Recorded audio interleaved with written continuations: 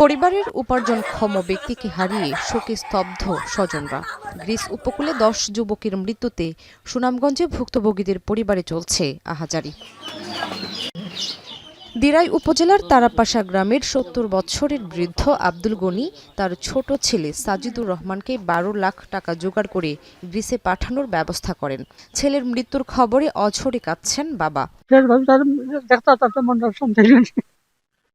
একই গ্রামের আরও 2 যুবক নুরুজ্জামান সর্দার ও শাহান এহিয়ারও মৃত্যু হয়েছে গ্রিস উপকূলে। তাদের স্বজনদের চলছে আহাজারি। দীর্ঘ সময় খাবার আর বিশুদ্ধ পানির অভাবে একে একে মৃত্যু হয় সুনামগঞ্জের দিরাইয়ের 5, জগন্নাথপুরের 4 ও দোয়ারাবাজার সহ 3 উপজেলার 10 যুবকের। দালালের লগে যেভাবে আমরা কথা হইছে এইভাবে আমরা মানুষটারে পাঠাইছে না। গেম দিব কইয়া তারা রেলিবিয়া প্রায় 2 মাস আটকাইয়া রাখছে। তারারে সঠিকভাবে পানি দিছে না। তো সমুদ্র পথে তারা রাস্তা হারাইয়া প্রায় 4 থেকে 5 দিন আসলাম।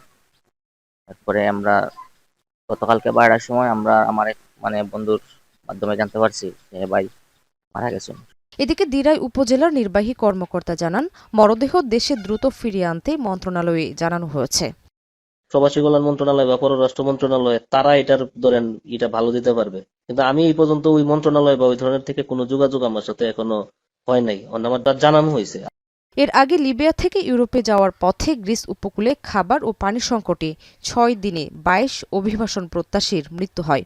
এদের মধ্যে 18 জনই বাংলাদেশি নাগরিক, যাদের 10 জনের বাড়ি সুনামগঞ্জে। এখন সুনামগঞ্জ। কালার এক্সপার্ট এবং ডার্ক স্যাপ সমৃদ্ধ অরিক্স অ্যাডভান্স ডিটারজেন্ট পাউডার আপনার লন্ড্রি এক্সপার্ট।